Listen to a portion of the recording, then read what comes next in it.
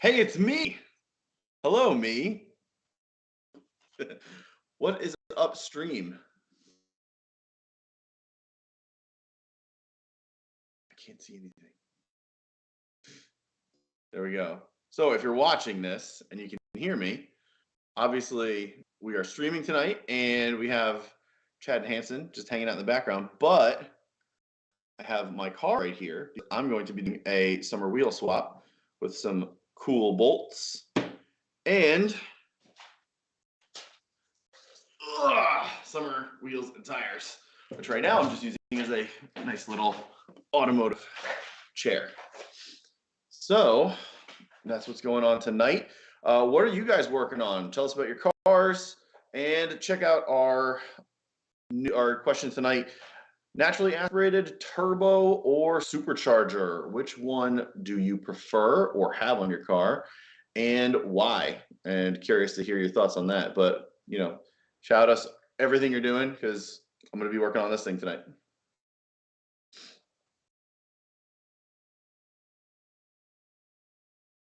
Really? Interesting. I mean, me too. This is a turbo.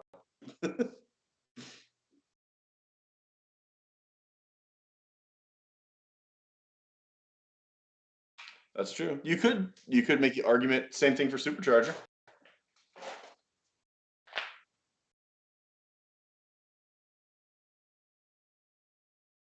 True, true. Yep. Yep, very true.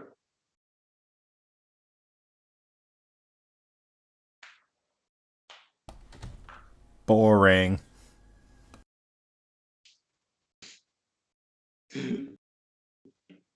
That's true. That's very true. The Why what you not call it? both? I The agree. GT Why not 500 both? with like a moment of your time, Hanson.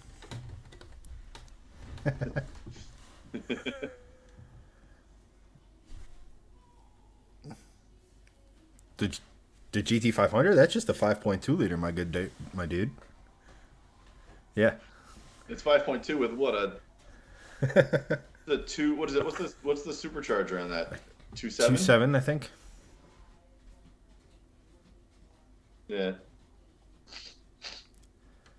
No, I think the Demon is 2.7 actually. Now that I'm thinking about it.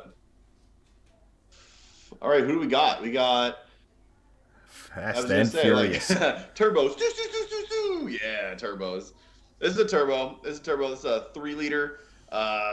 It's 3 liter with turbo. I don't know why I went redneck there, but it's all good. What's up, Mark, Travis, Keegan, Nick, Elijah, Megan, Habib, Rico, Brad, Brandon, Christian? What's up, all of you guys? Thank you so much for joining. I know you guys have been on before. Appreciate it, and thank you so much for commenting. Um, what are you guys working on? And answer the question: NA turbo or supercharger? I got a turbo here. Got a couple of answers for supercharger, a couple for turbo. Haven't seen many NAs out there actually. I would imagine some of you guys that are doing the Civics in chat. I would imagine you love the NA builds. NA K series motor, one of the best NA builds you could possibly do on a small car.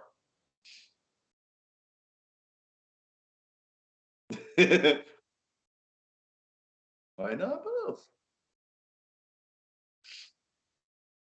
That's true. And actually, speaking of, right over there is my Volvo XC90, which has both the turbo and supercharger on it. So, we got a turbo Sweet. 3 liter here and a turbo and supercharged 2-pot over there. So 2 liter with a turbo and supercharger. That thing's actually pretty quick. It puts out 315 horsepower and it's 0 to 60 in 6.3. So it's almost as quick as a last gen GTI. What trim is your XC90? It's a T6 Momentum, so it's like the lower trim of all of the like niceties. So it's got like the downgraded leather. It doesn't have any like the crazy like bells and whistles. Essentially, like there's like Momentum inscription and there's like weird like tiers like that. But anything that says T6 has the upgrade. T5 only has a turbo. Right. Right. Yeah, that the T8 Inscription that I reviewed, I think that had turbo, supercharger, and also kind of like a mild hybrid system. Yeah, So yeah. it covers all the bases. But Chad's we've just got throwing up a a picture of bunch his more Mustang comments here. and covering the base of his. He votes for supercharger. Yeah. Yeah. So Well, Rico's working we've on a got '98 Civic, which is his daily. Eventually going turbo because I've never done it. New to building, but will always be a Honda guy. Hondas are great cars, man, and good luck with your build. Send us some pictures as you do it. We'd love to see them, and maybe we could feature them here on the stream. yeah, absolutely. Yeah. And we've got a Supra 2JZ GTE Turbo, the best, says Habib. That's awesome. Nice. Uh, All we good. not Dylan says not turbo or supercharger related, but replacing the front differential on an O2 Trailblazer LS. Have fun, dude. Yeah, that sounds like an absolute biatch of a job. Megan says I planned a K swap in process of body work paint on my Honda right now. Nice, very That good. is going to be awesome. We love those K swaps. Hell yeah. Megan, what are you doing body work and paint wise? Leave it in the comments. Curious to hear what you're doing. Doing some work. Mark's doing some work on his 850R. If anyone doesn't know, it's a Volvo 850R. A very cool That's car. awesome. The original fast wagon here in the States, really, from Volvo, apart from the 240 turbo, but Gabriel Mueller says you should Elijah look at says I need Instagreg. options. I don't know what that means, man. I'm going to Elijah Insta. says I need opinions. Alcantara shift boot and e-brake boot or full leather. I think I'm going to go with the Alcantara because Alcantara looks really good, but I'm not really sure how easy that is to clean. So it's up to you, but my vote is Alcantara because it looks really sporty. Yeah, I agree. I'd go with Alcantara. Oh, nice. Gabe, I forget if you go by Gabriel or Gabe, so I'm going to call you Gabe. Sorry if it's Gabriel, but I'm fairly certain you introduced yourself as Gabe. But nice. He just hooked up a new LS 400. So nice one. If you just bought that, very nice purchase, dude. Very nice. Love that. Very cool. And thank you for joining the stream, man. Appreciate it. Connor says, did you guys notice Volvo on our place today? I'm not sure what you're talking about there. Yeah, I don't know. I have no idea what our place is. So if you're talking about the R group, I haven't been in there in a while. Maybe. Just because I don't have a V70R anymore. But notice Volvo on our place today. Not sure. Connor, let us know. I want to know. By the way, Gregson, you've got some brake dust on your. Oh, I know. I did this. And why do you have brake dust on your hands? So I'm actually going to be doing a nice summer wheel swap, which I should probably get started on. But we got new bolts to put on that are different, and we've got summer wheels and tires to put on our car right here. So I have everything that I need. Awesome. Basically, just going to attach this breaker bar, and I'm going to kind of start to get to work. If you guys have never done this, this is like one of the easiest things to do in a car. I always advocate for winter and summer setups because they're just better than all-season tires. To me, all-season tires mean no-season tires. So breaker bar, cut everything loose. I got a torque wrench over there, basically just going to torque all these bolts down once I put the wheels on to 103 foot-pounds, and that's it. Wheels are swapped. So got winters, they're coming off, and I'm going to the dyno tomorrow to get some power numbers on this. So I'm curious to hear what Chad has to say about this. This is a Volvo V60 Polestar. This is my daily driver, and this has a 345 horsepower, 362 foot-pound of torque engine at the crank. So we're going to be doing wheel horsepower. So in the chat, this is an all-wheel drive car. What do you think the wheel horsepower is going to be on this car? And here's what we'll do. 4. Okay, Chad loses all automatically. 1,000. Comment in the chat. So we got what, 37 people on Facebook right now? Comment in the chat how much do you think this is going to do wheel horsepower wise, and I will reach out to you and give you a $25 gift card to the shop of your choice, whether it be AutoZone, FCP Euro, whatever. But I will reach out to you and give you $25 if you come the closest. So 345, 362 at the crank, wheel horsepower. Let me hear it in the comments. What do you think it's going to be? I still think it's going to be 1,000 horsepower. I will gladly give you $25 for that. Yeah. That's the wrong So- one. Write your guesses down in the comments, guys. And if there's only one guess, I'm not just going to send it to you. You need you need to. There needs to be more than one guess. So while people are guessing as to what the wheel horsepower is going to be, what kind of tires do you have on right now on that Polestar? So Uh-oh. right now these Put on are. that parking brake. Oh, it's on. Okay. I actually don't know. These are Michelin. These are Michelin Pilot Alpines. So Okay. these are the winter tires, and they have like the big sight. On the summers, this is Michelin Pilot Sport 4S tires. All right. Nice. Yeah, these are pretty Pretty serious grippy. summer tires. They're awesome. I love And them. what's the size on it? So Give these us the are code. I forget, 245 3520s.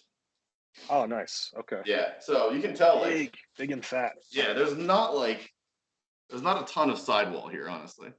Yeah.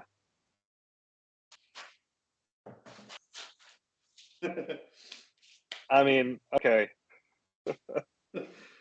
Also, I clearly We- didn't we- put these away clean.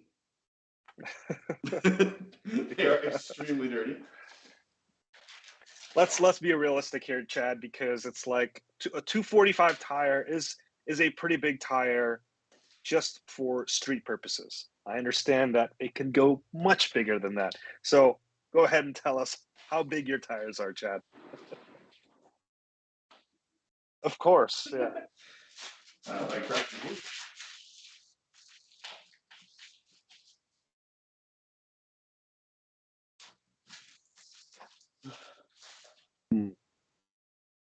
I think. Meanwhile, I think Gregson has to find a longer breaker bar. Yeah, these are on there. This is. Okay, You there are you go. Greg, going to with send your that Polestar- garage, might I suggest some wheel chocks? Please.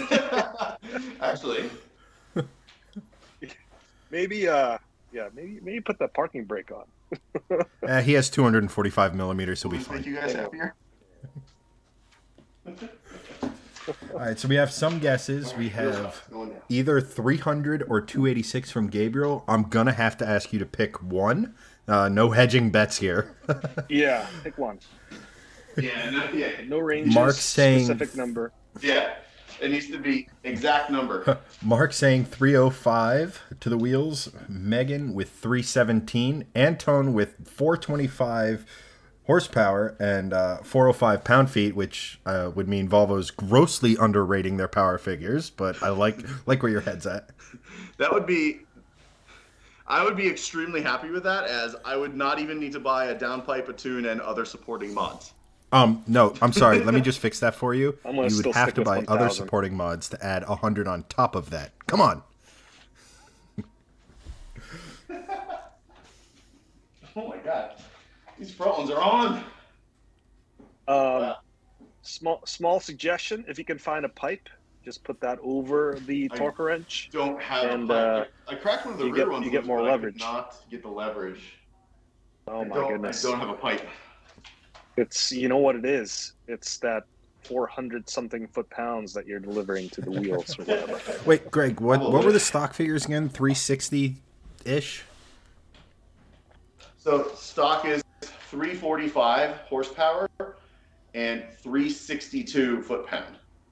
I mean, assuming automatic all-wheel drive loss, whatever Now, again- 75% of that is.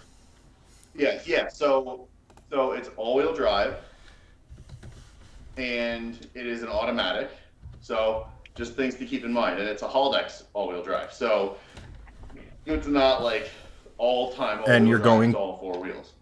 So it's front wheel drive bias, but it will be a 50-50 split on the pull, because if you put it in sport mode and you use the paddles and you just hammer it, it's about a 50-50 And split. just so chat knows, the dyno we've used in the past for most of the, well, all the Volvos, I guess I should say, is prime motoring. Is that where we're going again? No, going to a new shop this time. New year, new car, new shop. It is a Mustang dyno, so keep that in mind. And am too. I eligible for this gift card? Okay, then I say Absolutely not. let me just. I don't think we've told anyone, but this gift card is coming out of your paycheck, Chad. So Joke's on you. I've been laundering your cut too. I'm gonna say 270 at the wheels. 270. Okay. Daniel, if I had an electric impact, I would be using it, but I also like to, because I'm a glutton for punishment, and I also owned a Subaru WRX where multiple lug studs kind of basically just sheared off. So I don't really trust cross-threading at all, which one of these may be, which is probably why I can't break it off, because I cracked one of the rears loose, which is fine. So we'll see. So just hook. So here's what you do, Greg. Get the or the breaker bar on the wheel, ratchet strap it to the XC90, and then just reverse. No, not a thing. I'm just gonna fucking boom for this. See if I can get one. by the way, we got a question from Antoine. While There we go. oh, there it is. Got Or one. something just snapped. Yep. Luckily, it was not this. Antoine. Did something I really enjoy your watching ankle? others struggle on cars No, when that it's was not, that was the you know, bolt cracking. as loose. opposed to me Oh struggling my with cars. gosh. Okay. Well, hopefully it didn't shear off the thing. All right. There we go. Wow, that is on there. Anyway, That's really Antoine was asking a question.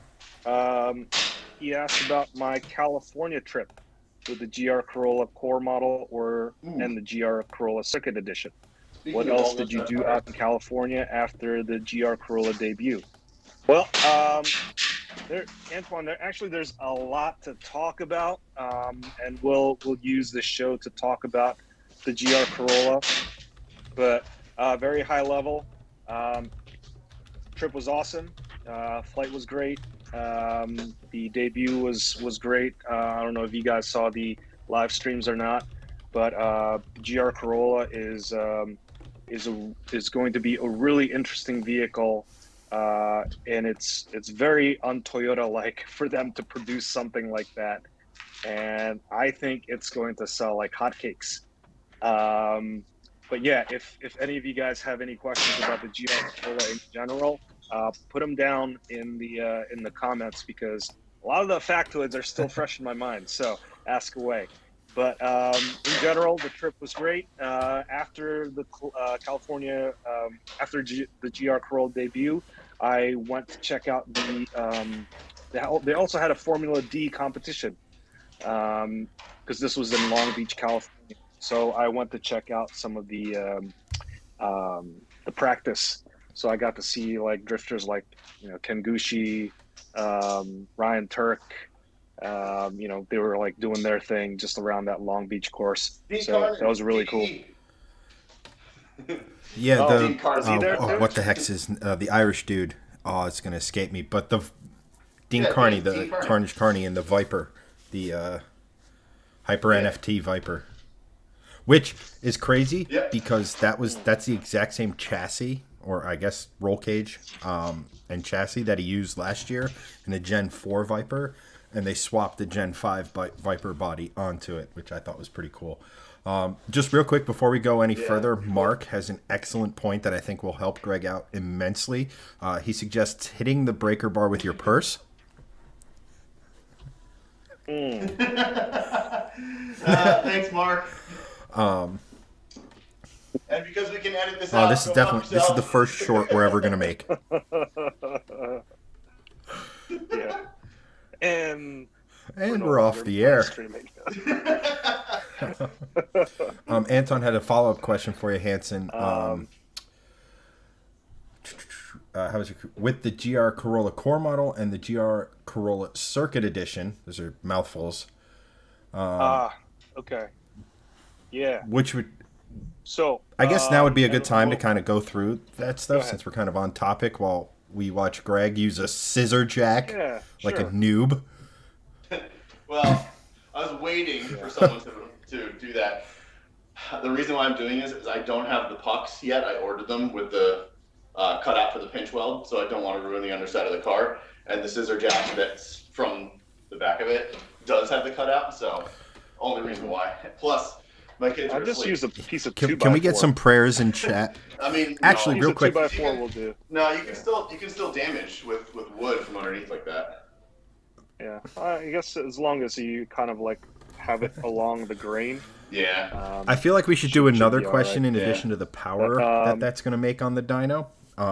Where the Polestar finishes the night, and I think we have like a few options. One, in the garage as Greg intends. Two, in the street he lives on. Or three, hopefully not, but on top of Greg. Well, not that one because I won't actually be going under the car. Hopefully.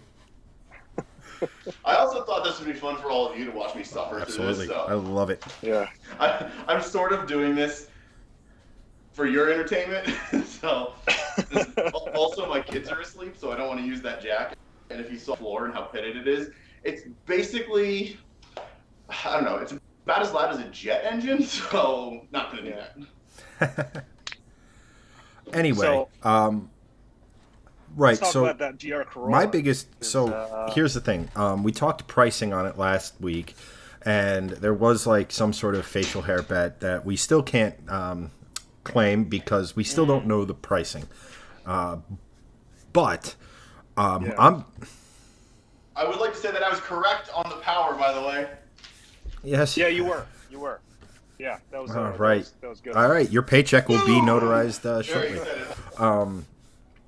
Yeah. But like, You'll get 1,000 Hanson bucks. I don't know. That sounds like a good NFT, Hanson. Those are the ones that I wanted. But at like the $30,000 to $35,000 price range and things like that, it's a very compelling vehicle, right? Like it's something where I like when I saw it and heard it and all this other stuff, I'm like, I had other plans for that rough amount of budget for the winter, but it's pretty intriguing. But my biggest thing is what are the main differences between the Circuit Edition and the Core Edition? Sure. Yeah. So let's talk about what the GR Corolla is, right? Between the Core and the Circuit. Here's the commonalities. It's a 1.6 liter turbo, 3-cylinder. It makes 300 horsepower and 273 pound-feet of torque. 5 doors. It's got an all-wheel drive system. The Core Edition, with no packages installed, you're going to have an open differential. So, like the GR Yaris, when it first came out, a lot of people complain about it's like, oh, the open differential kind of sucks. But, so the GR Corolla is going to have that. In the front or in both? Like open What else is it? So both are In open both. diffs. Yeah, in both. Yeah, both are open diffs, standard. So, so that's basically what that is. 1.6 liter, 300 horsepower, 273 pound-feet of torque. If you get the performance package for the Core Edition, then you'll get the Torsen limited slip differential for both the front and the rear axle. So that's really going to be the spec that you should go with. Like if you plan on like autocrossing, track driving, if you want to kind of like maximize that back road fun, you got to get the performance package. It's the same way if you got like the new Corvette or any Corvette, you always have to get that Z51 package if you plan on doing any sort of like performance driving.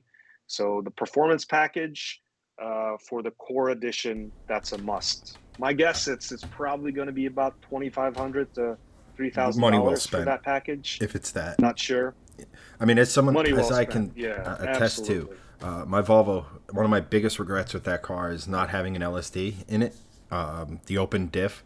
Now, if that car with 2-wheel drive makes a 1-tire fire, is an all-wheel drive 2 open diffs a 2-tire fire, but on the same side?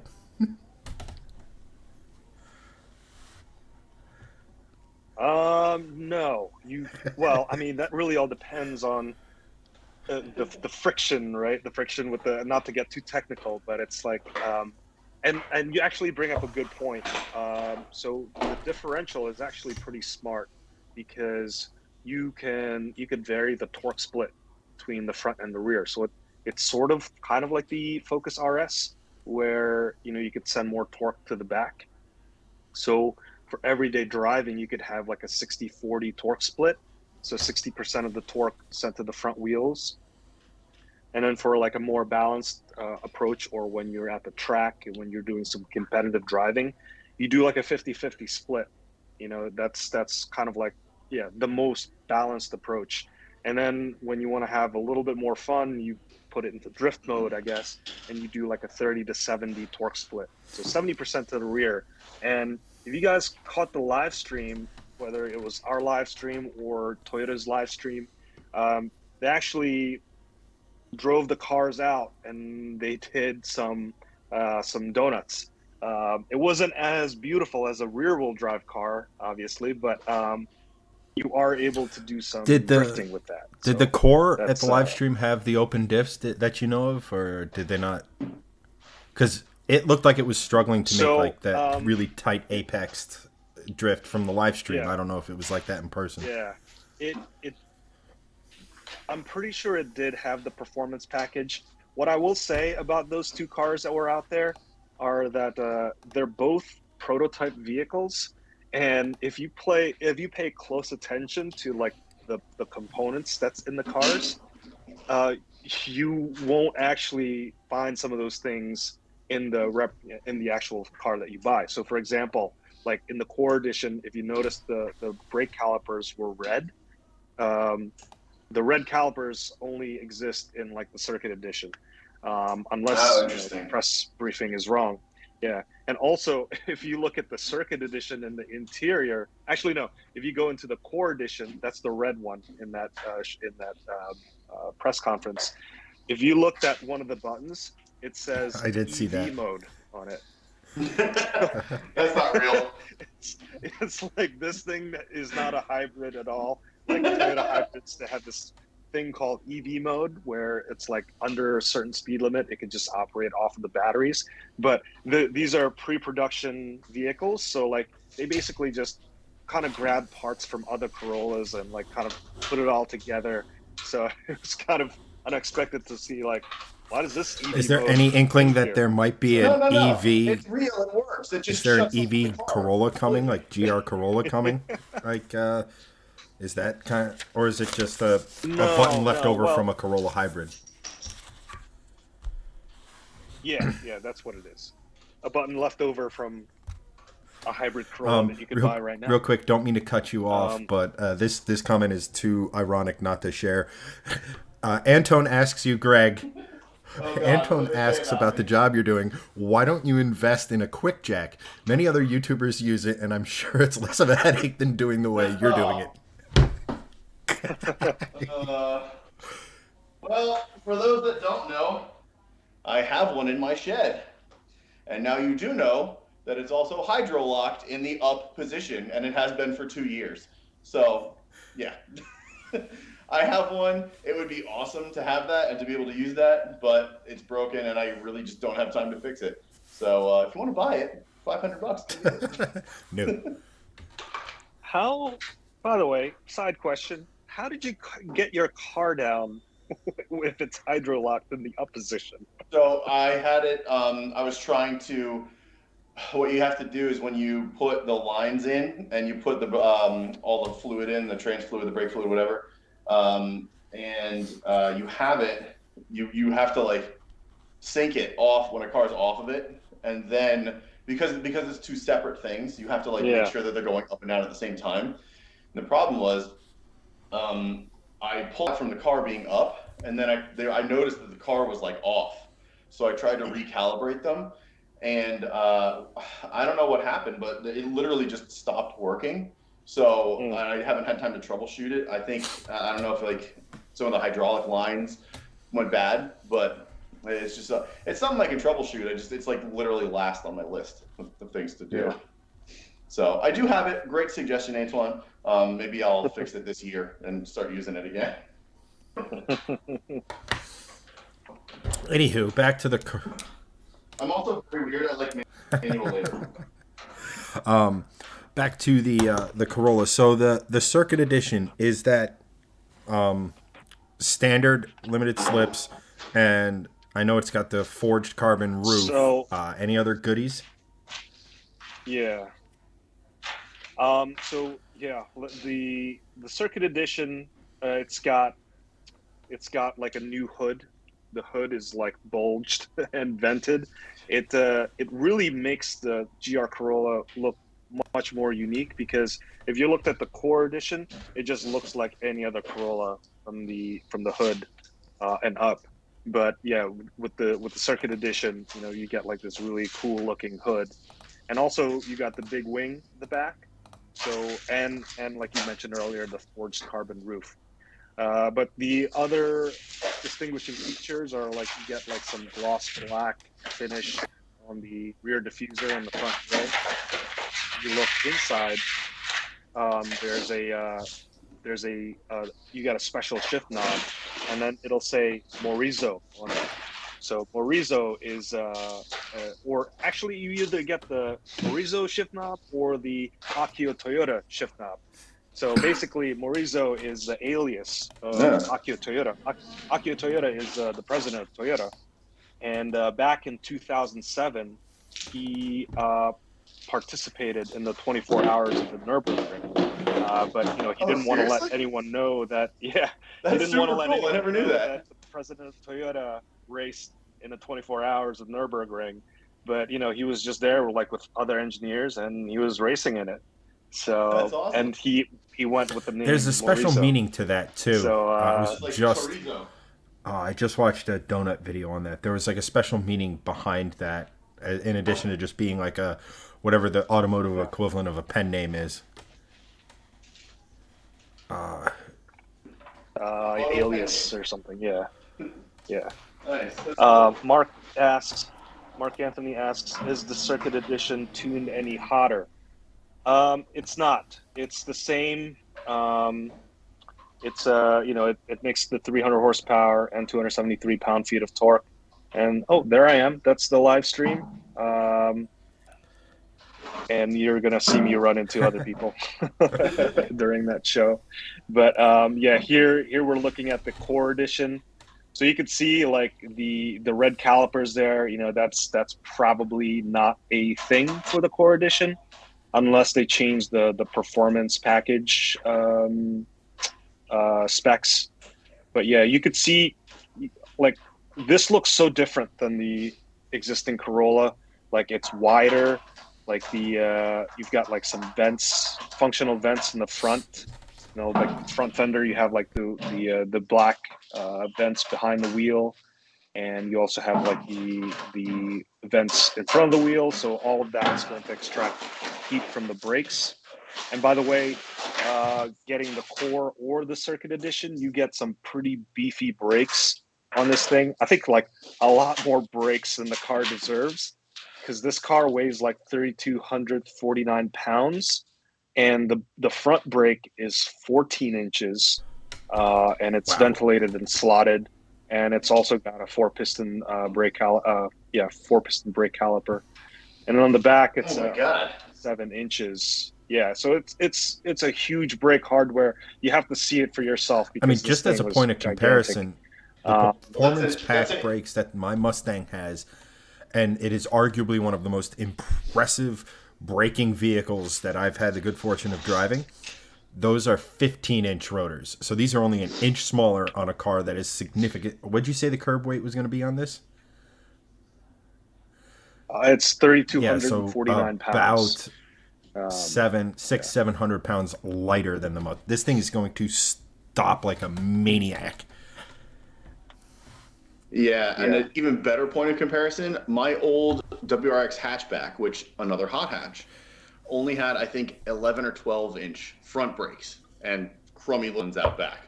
So, and the weight on that was 3208. So essentially Yeah. the same car, Yeah. as far as weight is concerned. So that thing is Yeah. going to outperform pretty much everything in the braking category in its class, and probably a class up too. Yeah. I mean, that kind of And ties right in with yeah, so Anton's a lot of comment about basically Subaru kicking themselves for discontinuing the WR or the STI with the hype and everything around this thing. yeah. It would have been nice to see a competitor for this, So I but like, think let's look at it this way: we netted even, right? We lost one, gained another. That's how I kind of look at it. yeah. Yeah. Yeah, this totally has like Subaru WRX STI specs. Like if you look at the length of the car, it's about the same as the as an STI. I'm not sure about track width, but if you look at the weight, yeah, 3250 essentially. That's the same weight as like the first STI I think that was available in the States. And that one had 300 something horsepower too. And then here we're in the live stream. I'm walking over to the Circuit Edition. The Circuit Edition only comes in three colors: white, supersonic red, and then this color, heavy metal. So here you could see that forged carbon roof at the top there, which is actually on that in that prototype right there. That was actually a Really? wrap. So, but it looked yeah, it looks real. It's like Ugh. they do these things. It's like these are prototype vehicles, so it's like they just wrapped it just to kind of achieve that look. But the final product, it will be like a forged carbon roof. But here I'm kind of like standing at the back here. What's unique here is the three exhaust tailpipes. So apparently that has some function to it. You know, like there's a valve within, I believe, the center exhaust, and that will just fully open up when you are, at higher RPMs. I think like past 4,000 RPMs, and then that'll basically give you like full power. But then you could kind of valve it closed so that maybe potentially there's like a good neighbor mode or something like that. But yeah, that's really why the center exhaust is at the center, is apparently it reduces the back pressure. Again, when you're going a little bit faster, it changes kind of like the ebb that kind of builds up behind the car, and so it reduces the drag pressure. So And then better the vents on aerodynamics, the hood, basically. are those functional heat Nice. extractors or vanity? Yeah, yeah, they're actually functional. There's like actual rain trays on there as well to prevent water from coming in. But yeah, it will extract more air out of the engine bay, which is really cool. It sucks that the Core Edition doesn't get that special hood, but you know what? This Corolla has been around, I believe, since 2019, and it's a pretty popular car. So like the aftermarket support's pretty decent. So I'm pretty sure you could easily just swap out that hood, swap out the wing, and make it look like you've got a Right. And I Circuit mean, Edition. here's the thing, like And from what here, I understand, so the engine, the drivetrain, the all-wheel drive system, apart from the LSDs, the brakes, they all carry over, or are the big boy brakes Circuit Edition exclusives, or yeah, nope, it's and standard that's equipment. that's Yeah, pretty which awesome is because like crazy. a That's lot of Yeah, times you get amazing. that yeah, I don't know what the best way to describe it, but it's if you're say a Greg and you have a WRX and then like you see the STI, you're just kind of like, "Ah, I kind of wish I had that. That's sort, but it's kind of cool that like basically if you get the performance package, theoretically speaking, the core will be you know uh, as fast as the circuit edition. Just the circuit gives you all those like visual yeah, cues. I'm sure the wing will have some effect, but I mean, hopefully you're not using that level of downforce on the street. yeah. And then, So yeah, if you're but like sorry, go ahead, I Chad. think it's pretty cool that you Let you can finish your have, thought. but the special model is still special. Like I love the fact that they're throwing not just normal carbon fiber, Yeah, but forged carbon fiber at the roof. Forged is kind of pretty much an yeah, aftermarket thing now. You don't see too many cars coming from factory with forged carbon. So I think it's cool that this has it. Mm-hmm. You know, the little styling cues to let you know, like, hey, I'm in something special. But it's nice to know that if, say, you can really the core is in your price range, you're not missing out on a ton. I kind of dig the hell out of that. Yeah. Now, if you're if you're just looking for a something to go fast in a straight line, the core edition, is the one that you should Polestar. go with, But if you like to go to track days and like you want to go fast around the corners, that LSD is a must. Like that's a must upgrade. Yeah. And also good tires on here too. Michelin Pilot Super Sport 4. So it's we're Michelin Pilot Sport 4s. Not PS4S like the one you have, but I And think it's only just 10 PS4s. millimeters smaller Uh, than the tires Greg is putting on his car right now. 230, and that's square. Yeah. So Correct. yeah, So those these are are 235s, right? yeah, these are 235s. These are 18-inch wheels. And the cool thing about those wheels, it's like 15 spoke, and it actually has like some concavity to it, which is that's like it's kind of like an That aftermarket engine look. is That's tiny. cool. Normally, like these factory wheels are just like flat. There's no Yeah. concave to it, The engine is so so tiny. It's so it funny looks looking. really It's cool. adorable. Yeah, Speaking of cool things, yeah, it's like not to three interrupt the cylinder. Corolla Fest, Yeah. but cool thing about the Polestar that I have behind me is you have little locking wheel bolts here, and you get the special tool in the trunk, so no one can steal your wheels because these are Hmm. 20-inch wheels from Volvo and they're quite expensive. So just lock it right in. Wow. Oh, And you have a wait, they're nice bolts, not studs? thing. Oh well, they're lug bolts. Yeah, there's Yeah. no. So you can see. I don't know if you can Yeah, see lug behind me, bolts. but there's no studs here. So That if there were sucks. studs here, there would be a bolt. Yeah, I know. I don't even have the screw tool that you would like slot it into. So I always just slot one in, screw it on. But the cool thing with these bolts is if someone tries to steal your wheels, like this, I'm holding this thing and this part just spins.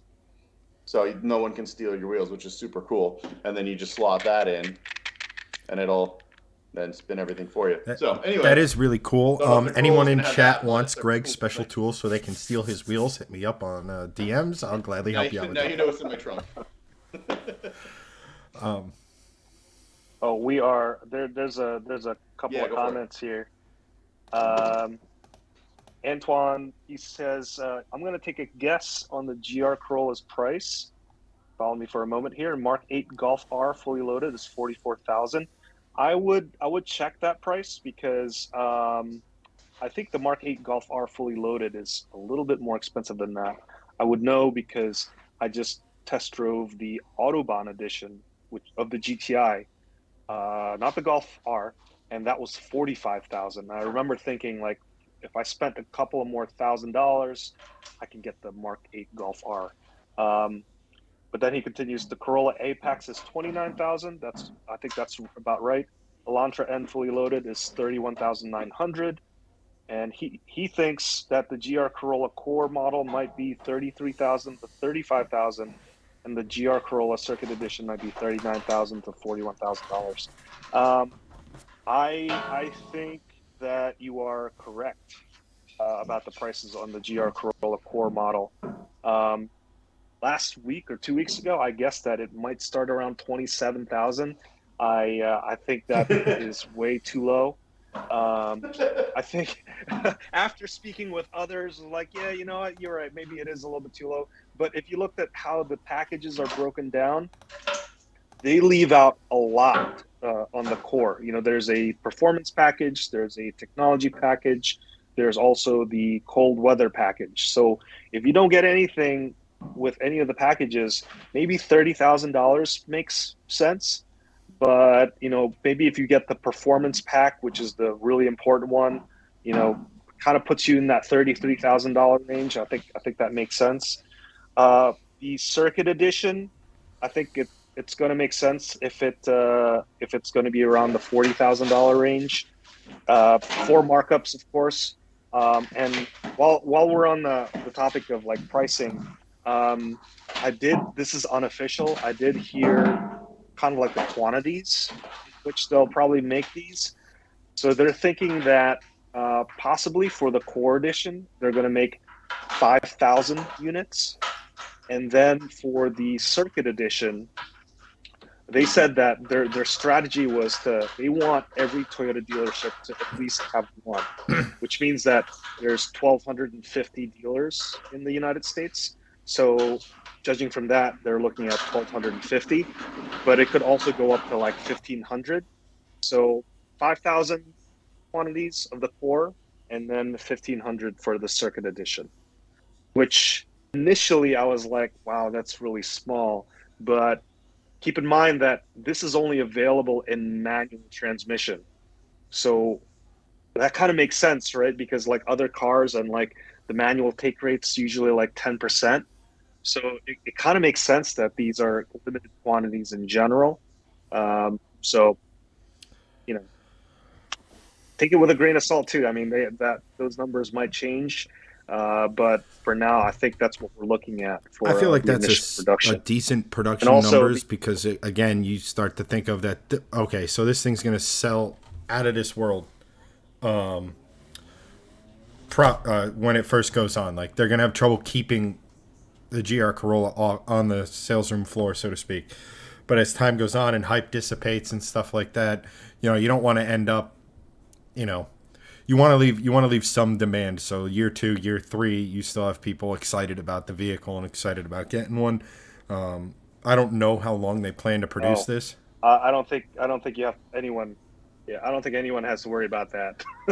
Everyone is excited about this Right, but you see that vehicle. with so many cars. Like how many people It's were super excited for the Focus RS? And then 3 years down the road, it was it was a victim of its own awesomeness, right? It just became, I don't want to say common is not the right word, but it lost a little bit. It lost that lustful approach that people were taking to it. So like that's the thing. Yeah, you want to sell as many as you can, right? That's just business, yeah, right? But I think if you're trying to sell over an entire yeah, production run, limiting it a little bit is I think the way to go because again, you're keeping demand high. Not that demand isn't high for any car at this point, but whatever. It is what it is. Now, the question that yeah. I think I asked you this answer before, and I think not going to be on a NASCAR team anytime soon. Greg over there. Nope. Would you trade your current car? So Hanson, would you trade straight up, or not even straight up? Like let's say, you had to put in like an Yeah. extra 4 or 5 grand down, but would you trade the VN for this? And Greg, would you trade the Polestar for this? Hanson, you can go first. So I'll get started with that. Hell yes, yeah, immediately. This this this GR Corolla is like they're coming. It's coming into being at a really interesting time. The Subaru just announced that they were not going to make the STI in the current platform. So that means that they just have the Subaru WRX, and the Mitsubishi Evo hasn't been around since like 2015. So if you look at like all-wheel drive turbo cars, your selection is really limited. You've got the Mark 8 Golf R, and you have the Subaru WRX, and like you know Golf R is really expensive, and like I don't really like the interior as much, and it's not that interesting. So like just looking at it from a all-wheel drive turbo hot hatch, it's like this is ready to be the king the moment it becomes on sale. Yeah. And also it's going to be like the king of small compact cars because it's going to have all-wheel drive. It's better than front-wheel drive. It's going to have a lot of power. And it's going to have more power than the Veloster N, and it's going to have a little bit more utility because of those 4 doors. And I think it's so damn interesting. It's like 3-cylinder, manual only, all-wheel drive, torsion limit slip differential for both axles. Um, that this is going to be the king of the small cars, and I'm ready to get rid of the Veloster N for this. Would you option. say Just, you you know, would you say you voice- get Evo vibes off of this thing? Because I know that's a yeah. Absolutely. Absolutely. Yeah, yeah. If it was a sedan, I'd be like, this is the new Evo. But yeah, totally Evo vibes, probably even better than that. Again, like this, has like the really cool trick diffs. Like you could vary the torque split between the front and the rear. So I mean, this thing has drift mode. Um, I don't know how this thing rides, but it's probably gonna feel like pretty raw. And I don't really know how that three-cylinder engine is going to behave either, but I got a feeling it's going to be, pretty raucous.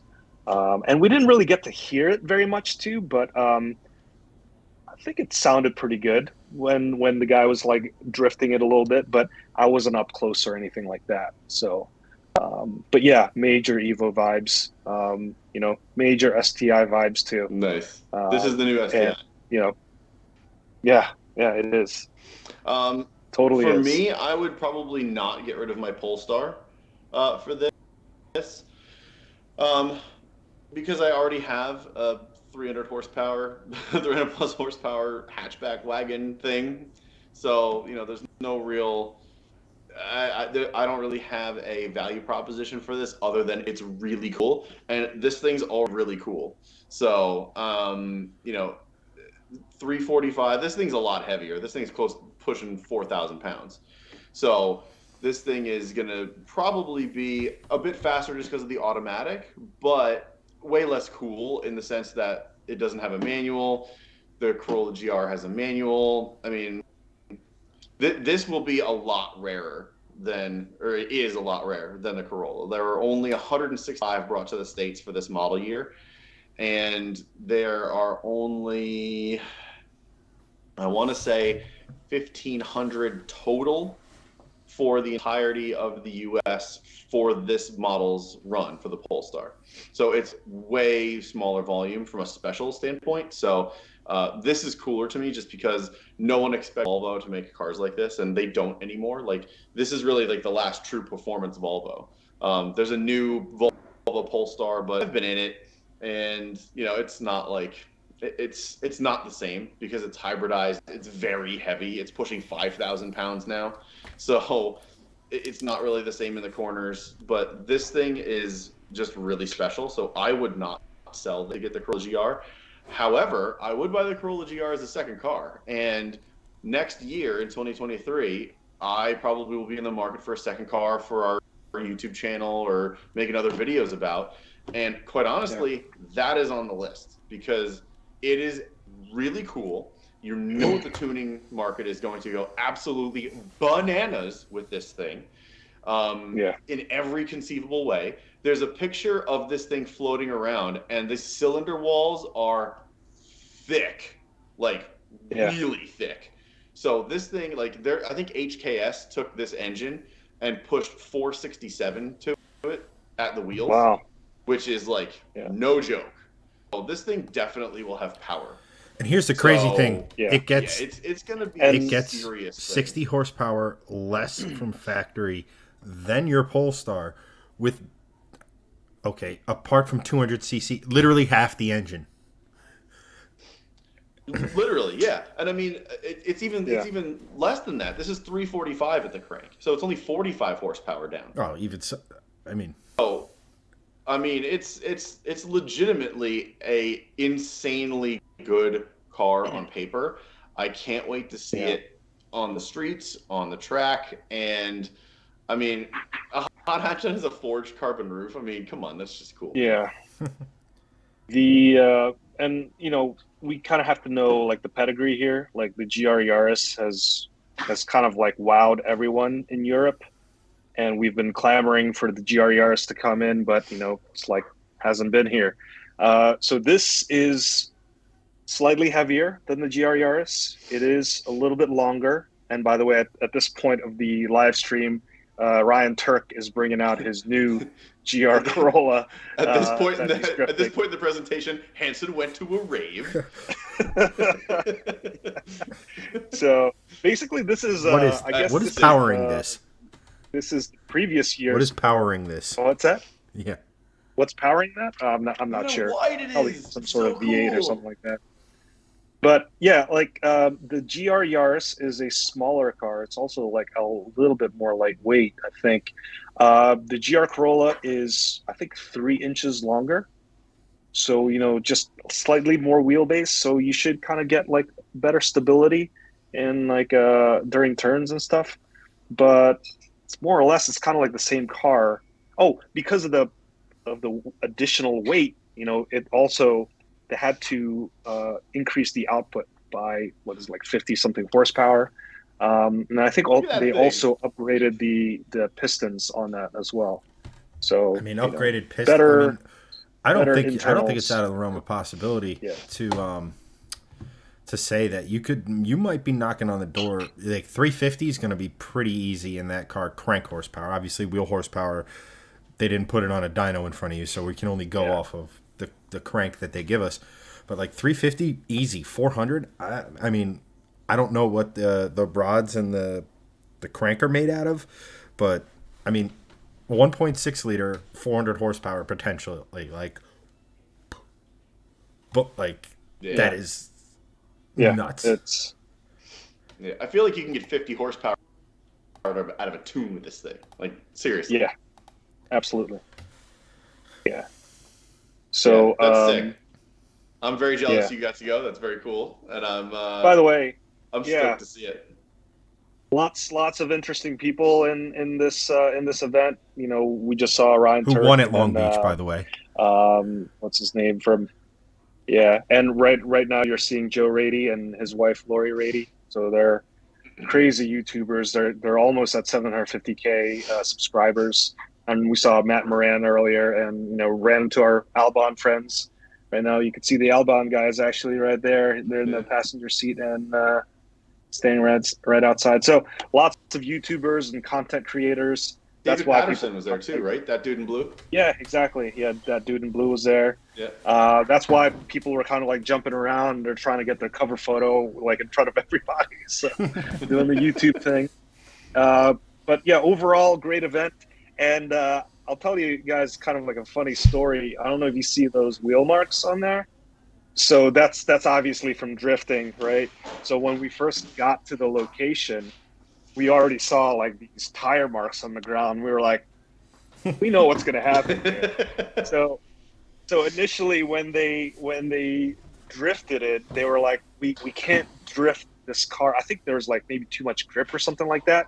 So they painted the floor black to kind of like loose maybe have like a more slick surface. Mm. So during practice they were able to do it, and they were like, all right, let's repaint, like freshen up the surface.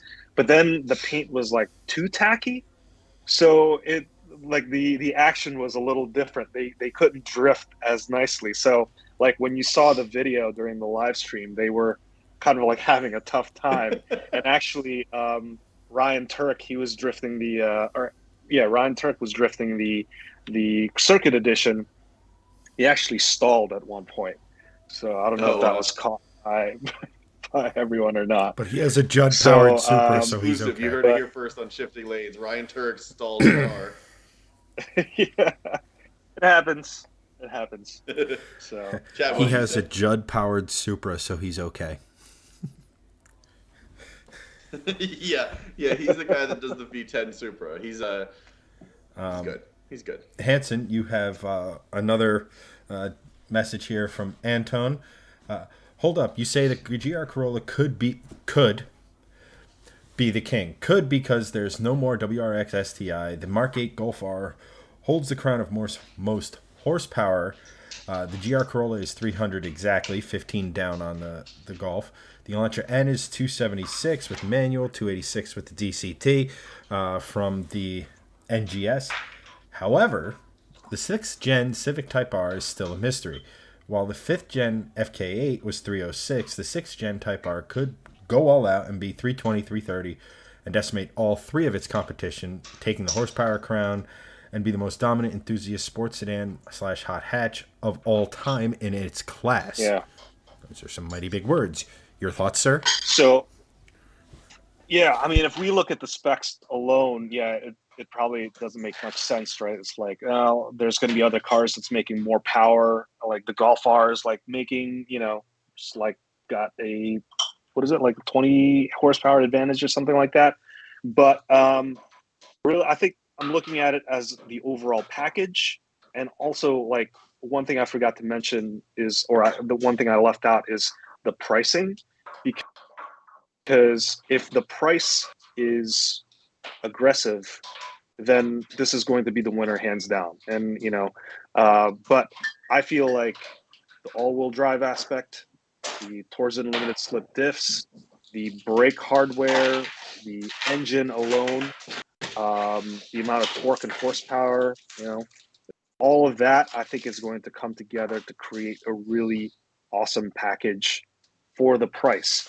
Now, it really depends. If this is going to be more expensive than the Golf R, then I'm going to have to, walk that statement back, because it's like the Golf R is more, it's cheaper to make more power, has all-wheel drive, then that's going to be the king. But right now, the pricing being kind of like the unknown at this point, and everyone's kind of like taking guesses. That's going to be the difference maker I here. hugely doubt But this is I going still to be more think than a that- Golf R. Yeah, like looking at, and I'm gonna have a Golf R in a couple of weeks to test. So Hey, I'll real know for buttons, sure. not haptic But buttons. Yay. Yay, button. yeah, and so when I drove the GTI, I mean, it was fun, but I was like kind of like disappointed by the interior quality, like some of the software bugs that I ran into. By the way, if we pause that video right here, you could see that EV mode button right there. What the hell? So yeah, Hey, this maybe is they cracked this is electric obviously cars, man. No battery, but still electric. Toyota ahead of the game. it gives you that electric Ooh. feeling. That's what it I is. will say that I've actually driven a Corolla, and it was Gen. It was, I believe it was 2018, 2019. I think it was 2019. And it's on our YouTube channel. It was the hatchback, and I had it as a press car for 7 days. And in that review, I said that this chassis is very good.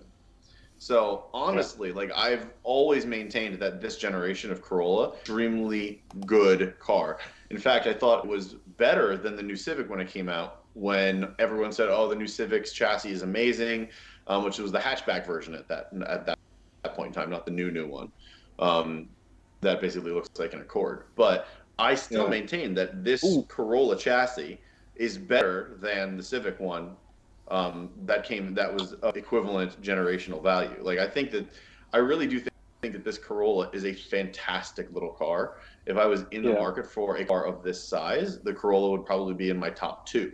So just having like this version of it it's fantastic. Like, I feel like this is going to go down as an all-timer because of how good, just from its bones, just how good the chassis is. I really do. I mean, just look at it, right? So let me add something to that. The Yaris. Sorry. Oh, go ahead. Let me add something to that real quick. And this kind of goes into like the whole pricing thing and like why it actually might be really high, because so you're right. Yeah, this is on the Corolla chassis. It's on the GA-C chassis. Same wheelbase and everything. But the difference here is that this is not going to be made in the same factory that produces other Corollas. Oh, they interesting. will actually, this is not going to be on some assembly line. It's going to be made in Motomachi, Japan. So what are some of the other cars that was born out of that factory? The Lexus LFA, the Mark IV Supra.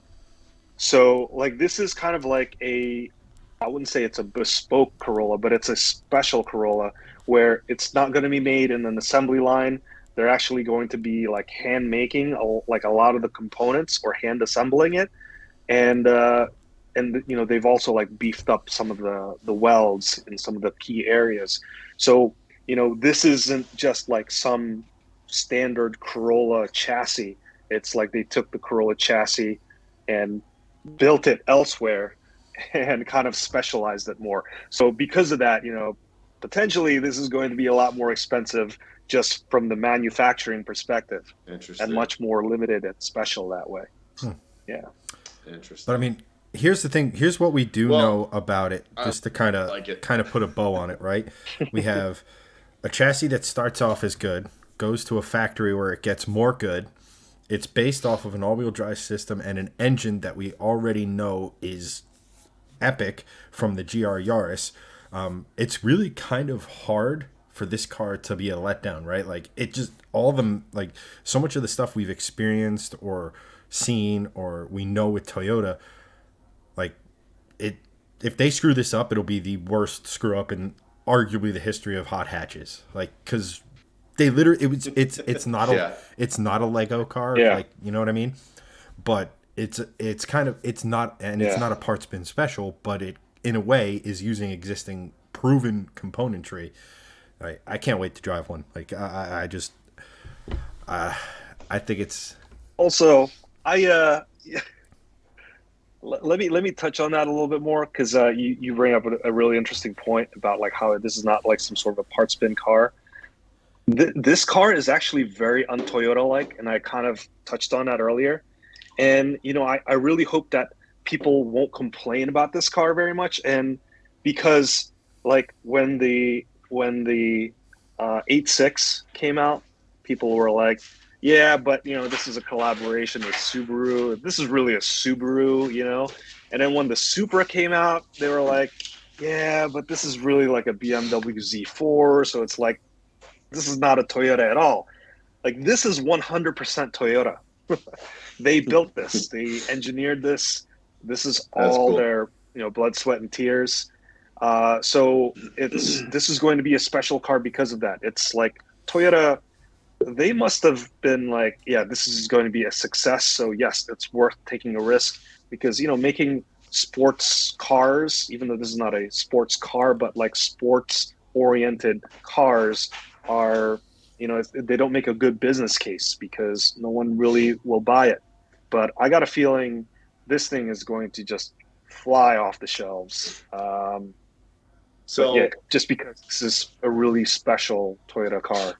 so for those that want to participate, let's get you guys involved. If you think this is a win, put W in the chat. If you think it's a loss, put an L in the chat. I'm curious to see what you guys have to say. I know we've been kind of talking it through, but as Chad said, put a bow on this conversation. Let's see it. W for a win on this car, or an L for a loss. I want to hear what you guys say. I'm willing to guess that most people are going to say big W because it's a cool car, but real easy, W or L. I'm going to give it a W. I think we all just give it a W because it is a fun manual little hot hatch, and yeah, it's going to be an all-timer, I think. Yeah. What do you think, Chad? I mean, let me put it to you this way. I was I kind of touched on this earlier in chat. So I will be buying a new vehicle this fall. Chad literally commenting in chat about it. I touched on it earlier in chat, but I also just commented in chat. Yeah. So like, I'm getting a new vehicle, but like, so like, I have the Mustang, which is going to be kind of like the high horsepower track toy, really just sort of, I don't want to say flex mobile, but right, like, eventually knocking on the door of 800 horsepower at the crank and things like that. But like, it's not really going to be all that usable on the street unless I want to go like lethal / prison time speeds. So like, but I also want something 4-wheel drive. I was looking, mostly at trucks and things like that. But then that would leave that third slot in the garage vacant for like a 300 to 400 horsepower little back road fun vehicle. This could be two birds, all-wheel drive and fun. It's just I got to get behind the wheel of one. I got to see if it, from all accounts, it should.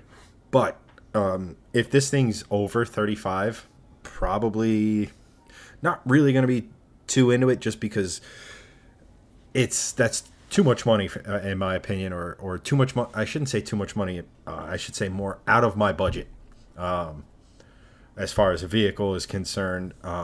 And things like that. But I am like I was all set. Truck this winter or truck this fall. Let's go. And then this thing came along, and I'm like, all right, well, I could see myself driving something like this. Like, as you guys know, I'm a bit of a fan of hot hatchbacks, so like I said, I got to drive it. I got to see what like as dumb as this is going to sound because this engine's been out for a minute. I got to see what it sounds like because so much of a car's soul to me and how it speaks to me is the noises it makes. A car could make all the best power in the world and it could sound awful, and it's a real turnoff for me. Is even if all the engineering is like literally better than anything that has ever been done before. If it doesn't tie into that emotional, Greg likes to quote James May and say that fizz. It's more that emotional connection with the vehicle. It's kind of like dating someone who's stupid attractive, but like has like a personality. You know what I mean? Like it's like I can't believe I'm here, but also she bores me. That kind of a thing. So that's a big part of it. But yeah, it's I wasn't thinking about it. Now I'm thinking about it. Let's just put it that way. Yeah. Yeah. Yeah. It's a cool car. Yeah, and if you haven't noticed, it's a W for me. This is I think it's going to sell again, fly off the shelves, limited quantities. If you guys, I see some of you guys chatting in the if you could pre-order one. Pardon, that's my dog in the background there. But if Cody's saying if I could pre-order one now, I would have. Cody, advice to you is to contact your dealership right now. Just get on some list or something like that. Not sure. Some dealers will say, "Hey, we're not going to make any lists until we hear pricing." But just to kind of give you an idea, we just heard about this car last weekend. We're thinking that the driving event for the press people is probably going to be in August timeframe, maybe, not sure. And then I think pricing is probably going to be announced around that time. So again, I'm just speculating at this point. But if you wanna buy this car, get on the list right now. And if you guys missed some of the quantities that I mentioned earlier, I'll mention to it again right now. They're thinking 5,000 for the core edition, and then maybe about 1,250 to 1,500 for the circuit edition. So yeah, if you want to get the fully loaded one, the circuit edition is the one to go. And by the way, the circuit edition is not going to be available until 2023. So the core edition will be available this year. Not sure what time this year. Kind of so interesting they're launching it winter. It looks like because if you're going to be driving, well, guess not. Like they might be, but after August is kind of late in the year. But hey, the sooner the better, right? So that's more than I ever thought I'd talk about a Corolla in a positive light. That wasn't a Hachi, but Yeah. But real quick, Greg, those new rear wheels on your car, they look sweet. I know they're. I'm trying to figure out which side. Yeah, they look super nice. There's a nice little chasm back there. I sort of gave up because I wanted to talk about the Corolla for a minute. Like, no, this has a scissor jack's fine. I was gonna say, how long did it take you to change your tires? 5 hours. Well, good news, we have a counter on this live stream, and so far it's been an hour and 15 minutes. If I wasn't live streaming, it'd take me about 30 to 45 minutes maximum. But yeah, I'm just like, whatever. I just figured it'd be fun for you guys to see my suffering during a live stream. Weekly event. But if you guys actually are enjoying this, we could do more things to our cars on live streams and stuff like that too. Yeah, so. guys, that's actually a really good point that just kind of popped an idea in my head. You're doing the wheels tonight. You are obviously going to be shopping for parts for this car. I don't know if you have cosmetic mods or any, that sort of thing in there, but obviously, let us know. Do you want to see? Because as far as parts are concerned, I have like probably about 6 feet if I were to pile it together worth of Mustang parts. Uh, if you guys want to see us unbox that here, let us know. If you want to help Greg pick out some body mods for his car, we can do a live stream where you kind of help direct him in a reasonable and responsible fashion to get the bright pink mirrors. But like I think that'd be kind of cool. Like if I think it would actually kind of be cool to like do shop like as weird as this sounds, but like shop with chat. Like, hey, I'm looking at this stuff. Here's why. Here's why I'm thinking this. Here's Let's go. And you guys get all the fun of looking at parts, and we have all the pain of putting it on our credit card. So, ooh, I got one already. So obviously these wheels are like a hyper silver, and these are just like the stock wheels. But these guys are the winter wheels, and these are just a set of OZ racing wheels. Nothing crazy, just nothing fancy, but very solid, good wheel. Oh, they're ultra legeres? Yeah, I think so. But nice. if you guys were going to take these wheels and make them a different color, what color would you make them? Now, this car is quite obviously black right now, but I would like to wrap it eventually. I'm not sure if I would go like very bold with like a dark green, dark blue, dark maroon, or dark red kind of thing, like bold color. Or if I would go totally crazy and do like, I don't know, like a flash green from a V70R, or like something just like wild. I think you should go with magic blue. Not sure what I'd do, but or blurple. Magic blue, just to make it like and the 240. V70R, that'd be cool. But and the 240, that's right. But if you were gonna make these wheels another color, what would you make them? Swedish racing green. You guys have to say, just because that would be absolutely bananas. Just blue wheels. And Antoine, no, my Volvo is not manual swap capable, though there is a shop out there. I won't name the name just because people don't have a good opinion on them. But I think they're based in Colorado.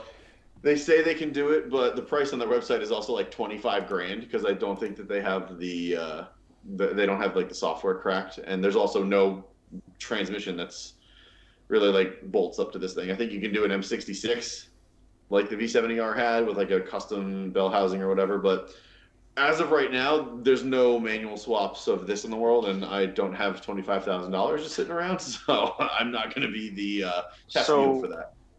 For $25,000, do they just like buy you a new GR86 or something? As a manual car? That's ridiculous. Yeah, I know. It's pretty. I mean, I feel like that's just fabrication. Like if you were literally to take it to pick a shop, that's what the cost would be, sight unseen. Yeah, it's like pure labor cost. So it makes sense if you want to have like a really unique car, but it's no. I mean, honestly, for $25K, what you do with this car is you put in a pissed off LS7 and make it rear wheel drive. Like that's the 25 grand. Yeah. No, exactly. That's and it's still very unique, even though LS swaps are kind of common, but it's on a. There's other V8s that could be used. So. Yeah, $25K for a manual swap. That's man. Yeah, but again, I think it's priced that way because no one's done it, so they're probably like factoring in a little bit of R&D in there too. Because like if you were a manual swap, say like a V70R, it's between like $4,000 to $7,000 depending on the state of your car. So it's like that's a big gap. It's right, a $20,000. Someone gap. please pay us so we can figure this out and make money on other ones. Kind of a price. That's what it feels like. Doug asks. Yeah. Doug, I believe they did do a manual, but those were also not production cars. I think they made a run of 15 of them, those are the ones that had like 500 horsepower. I think they're also only in Australia. So they did. I don't know if it's a manual. I have to look it up. I don't know if it's a manual or if it's a sequential or something. But there are models out there with not this transmission or not the updated. I think it's what is it? ASIN is how you pronounce it, or ASIN, yeah. ASIN, yeah, transmission. So the ASIN transmissions, there are models out there that don't have them. but I'm not sure if they're manual or sequential, or I have to look it up. If anyone does look it up, please drop it in chat. But yeah, none of the ones in the U.S. are like that at all. The only way they exist is in Australia. Once again, the Australians getting the cool cars, we can't. Yeah, and actually, I Yeah. just dropped a cool video on this car. If you guys aren't subscribed to our second channel, go to Shifting Lanes 2 and hit the subscribe button. But it was basically all the cool and weird stuff I found out about this car from the community and just like searching around and just owning this car. And one of them was the fact that these actually didn't start in 2015 or 2014. They actually started in 2013 back in Australia. And again, Australia is sort of, such a huge enthusiast community in Australia, which is really cool. They got about, I think, 50 of them, and they were sort of like not this level of Polestar. Like they didn't have 20-inch wheels. They didn't have like huge giant brakes on the front. They basically just had a couple of like upgrades here and there. I think they had like 19-inch wheels, and basically everyone had said, "Oh, if this works, then we'll blast it out to the global market." And they basically sold out instantly. And Volvo was like, "Oh, okay, I guess we have something here." And that's how this version of it kind of came to the global market, which was kind of neat. So test bed in 2013, then they brought it out in 2014 globally, and then 2015 to the US. Pretty interesting, kind of cool. Sweet. It's definitely yeah. Yeah. it's But definitely there's a a lot of unique.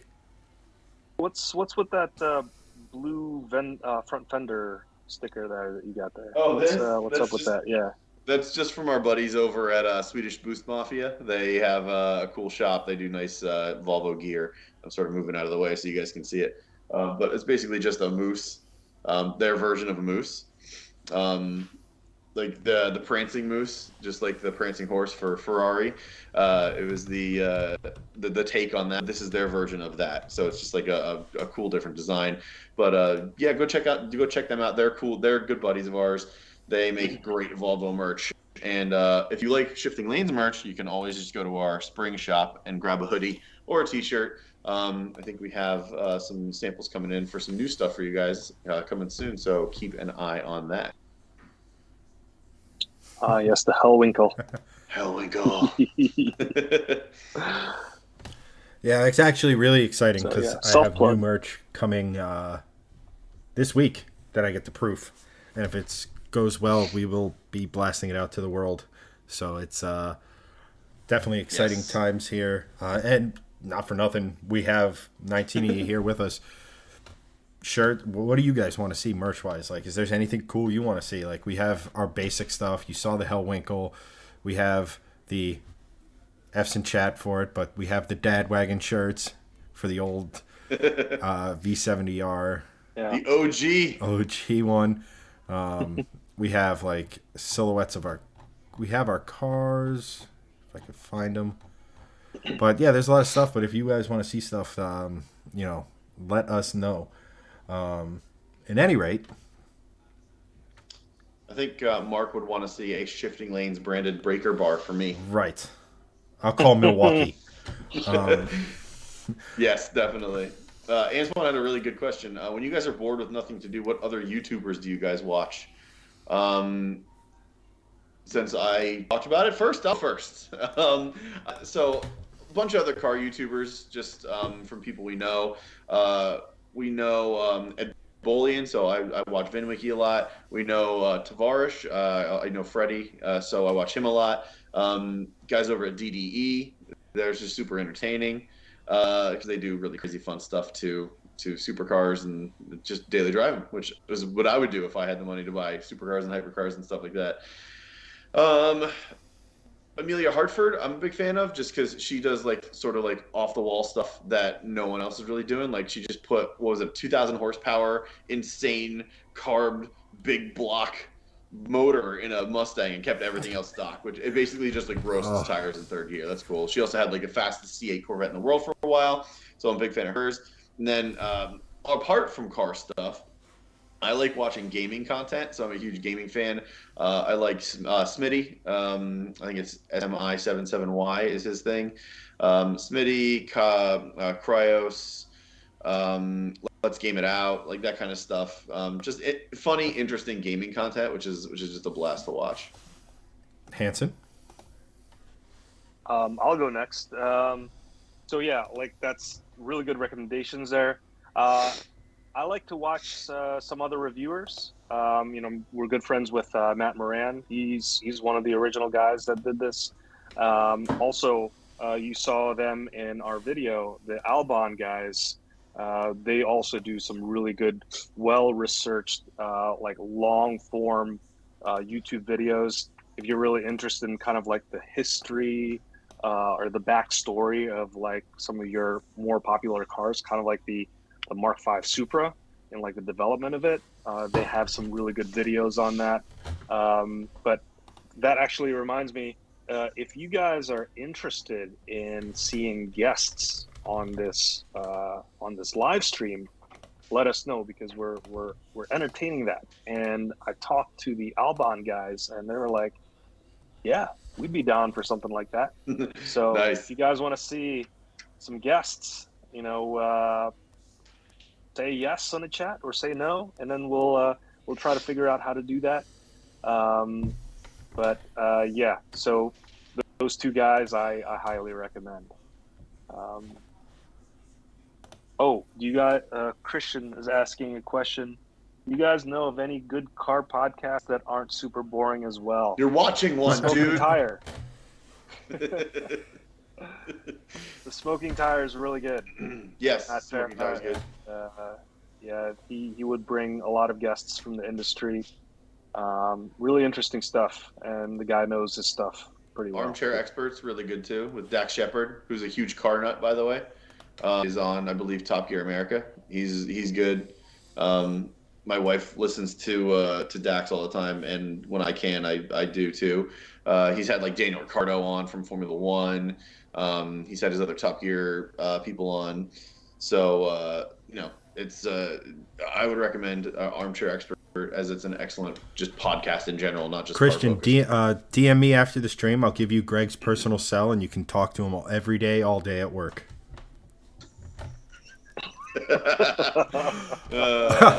Please no, man, because I will, and I don't need another distraction.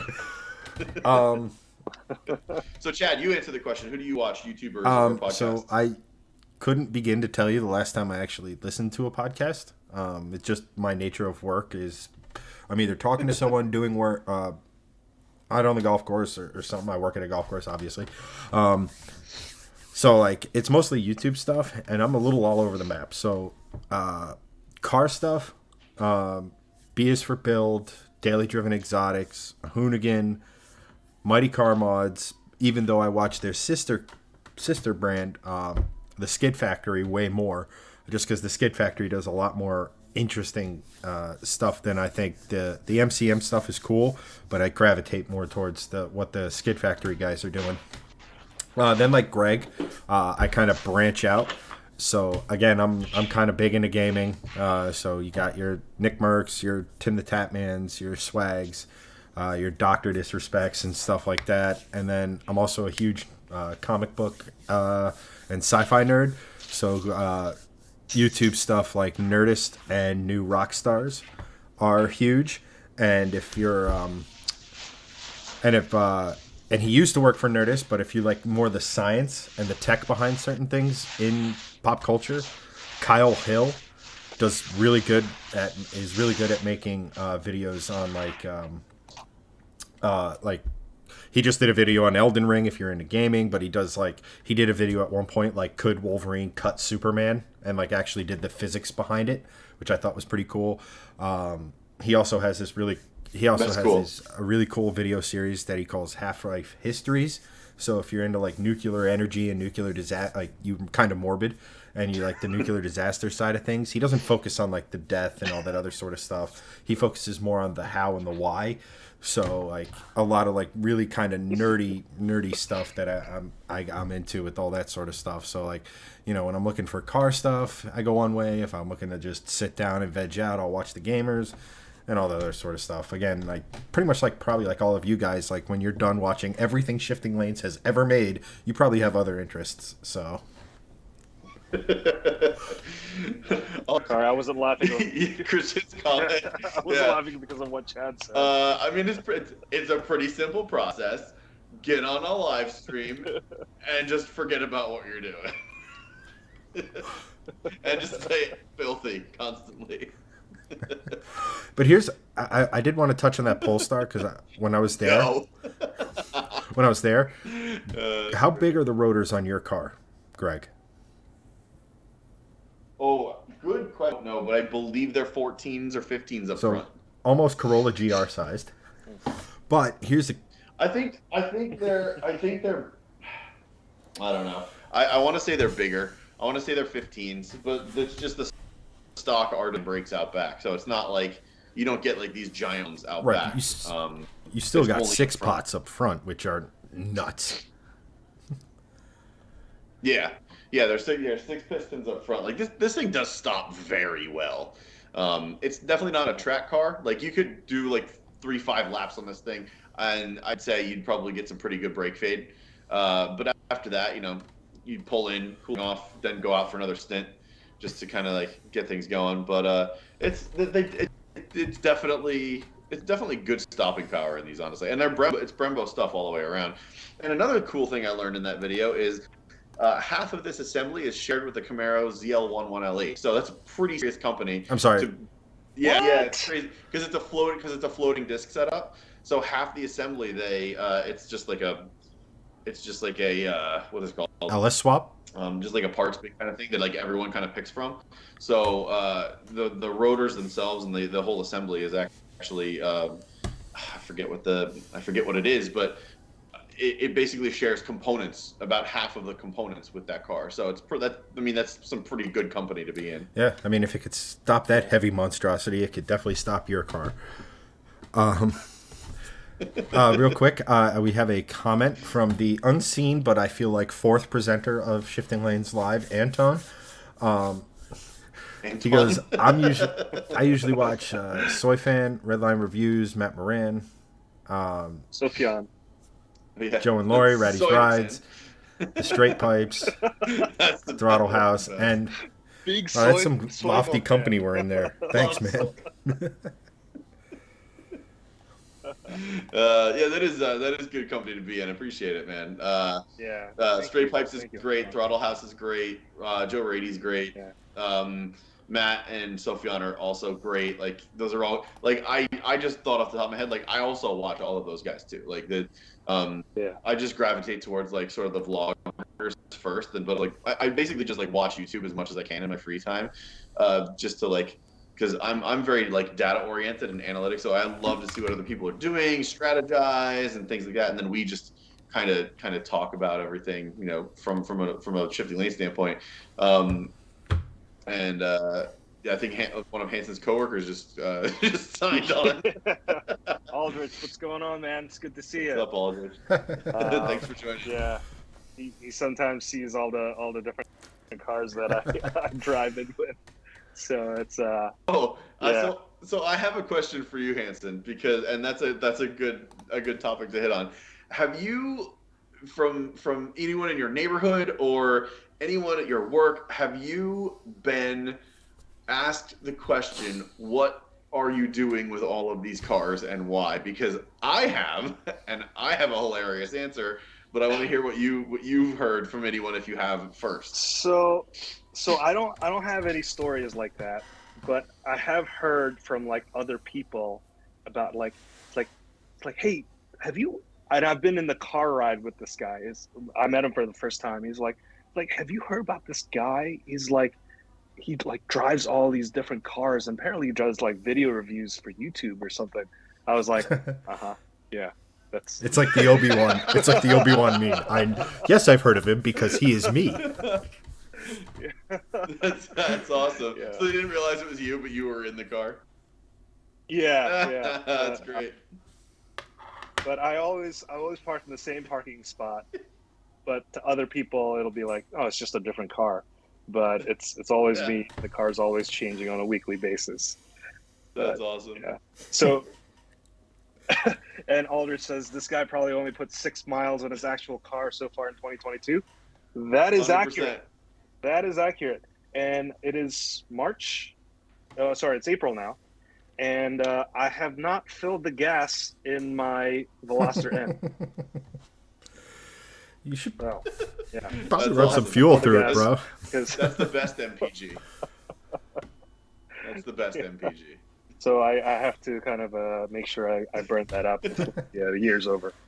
So I have a funny story. I have two funny stories. So, one story that I have was when I was at my now 2 jobs ago. I had the Lexus LC 500, which is a very cool car. Yes. I had that as a press loan from Lexus, and I pulled it into work one day, and people were looking at me in the hall, and they were like, "What the is this guy doing?" Like, they honestly thought someone came up to me and said, "Did you win the lottery? Are you quitting soon?" I'm like, no, because I would have had probably a car 5 times that much, and I would not today. By the way, I believe that was a $90,000 car because that was a V8. Yes, It was a red one. I think it was a 2019 or 2018. I think it was. I It believe. was. I have to go back and look at the video, but I think it was the first ever car we reviewed that was over 100 grand. Yeah. Okay.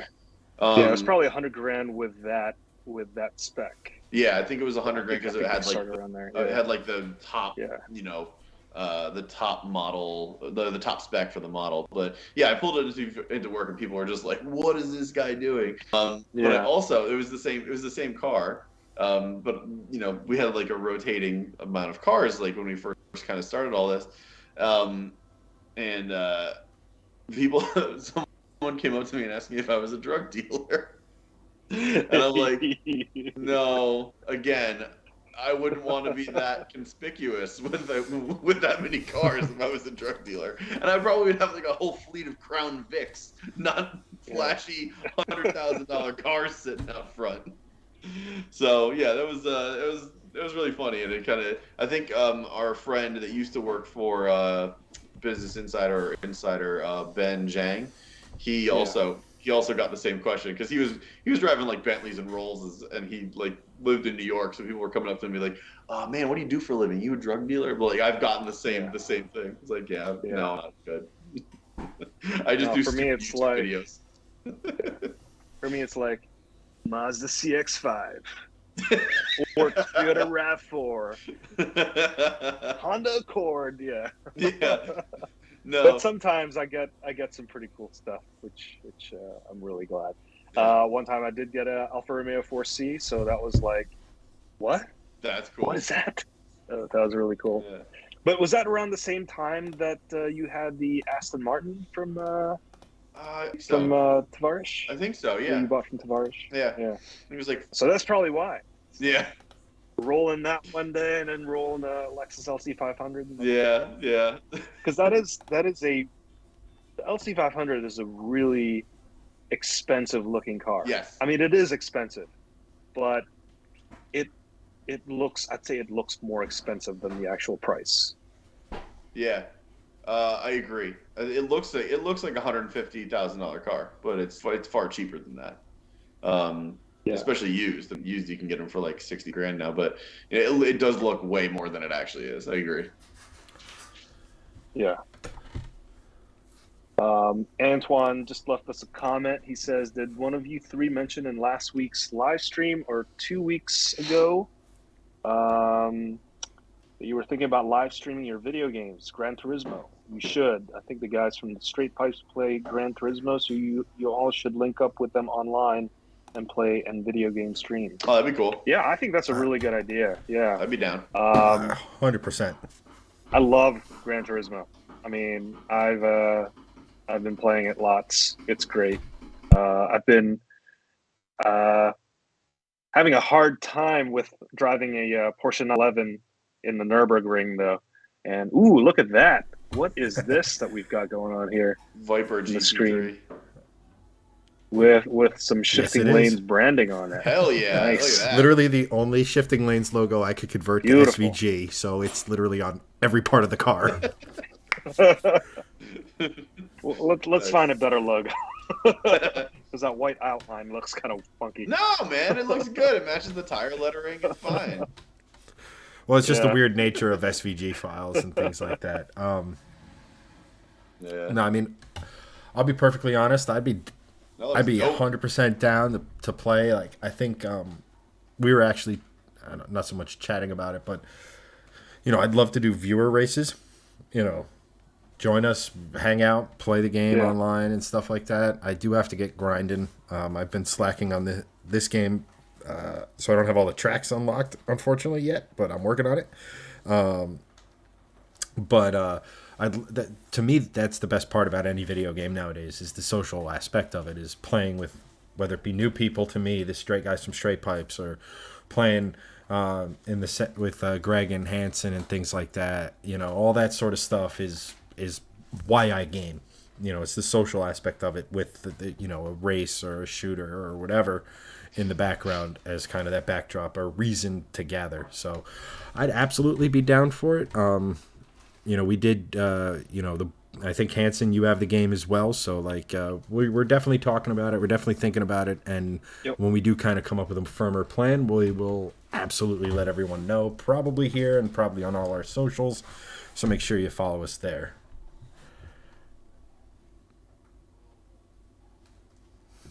Absolutely. Yeah. Yeah, we'd love to play with you guys. This is a really fun game. It's a great game to like learn car control.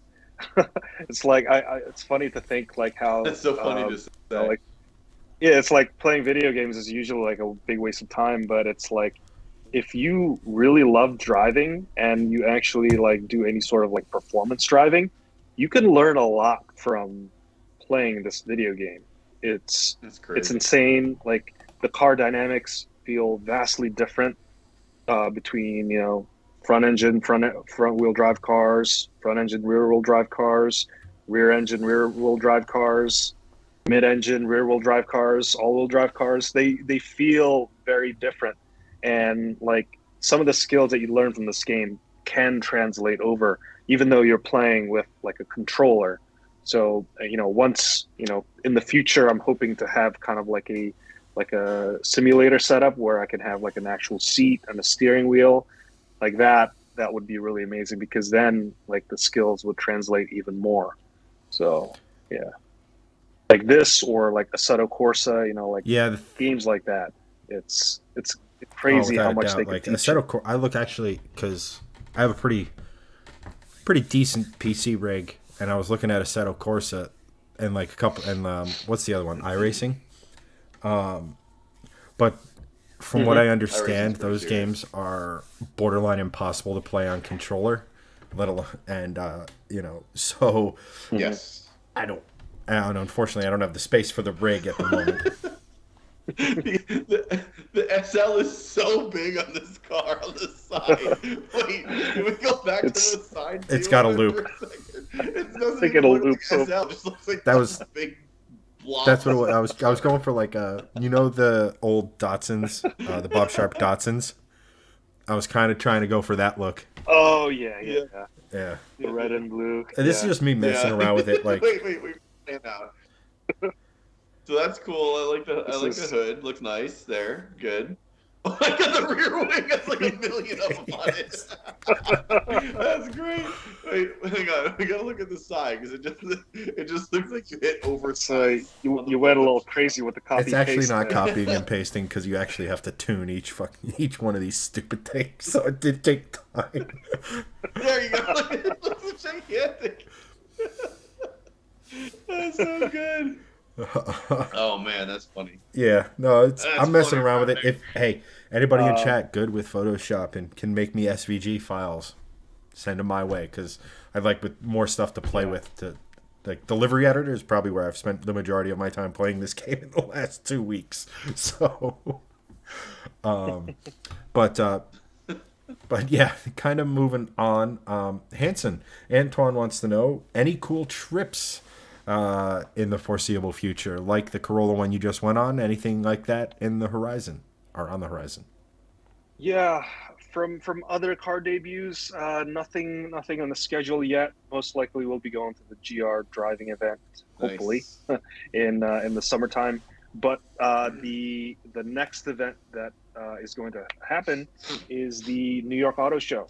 So that is going to be the press days is April 13th and April 14th. I'm just going to go to the April 13th one because that is when the big reveals are happening. So if you guys are in the New York City area and want to say hello, I'll be walking around mostly with probably with my gimbal and big camera or my GoPro. So just look for this face. I'll be there, and come say hello Can I not and look for your face? I let's don't chat. want to see your face. Yeah, you could not be Good. I there. won't. I don't want to see your face. I see a lot of it. I don't want to see more. Nice. No, no, no. That's let's just say the production team. Excellent. My prayers have been answered. So you got new auto show coming up. Uh, Um, I'm sure you got I'm sure that we'll get invited to a couple other things from a press perspective this year. Usually, for the last 2 years, it's been kind of not there, obviously because of COVID. So 2020 was basically a wash for everyone. 2021, everyone was still kind of weary. Looks like everything's kind of opening up a little bit more this year. So I'm sure there's going to be a lot more press events. I personally will be going to Carlisle, which is a yearly event out in the middle of nowhere in Pennsylvania. And I'll be sleeping over for the night for the first time. Usually I just go out for the Saturday, but usually it's just like a camping event. But it's called the Import and Performance Nationals. It's very cool because you get everything from like just ratted out slammed Miatas that are there for like the car limbo competition to like get the lowest car, which is cool, all the way up to like Concours show quality stuff in like a special tent that gets judged from Concours judging, which is really cool. So it's like literally something for everybody. It's in a big field. There's a burnout contest. There's an exhaust competition.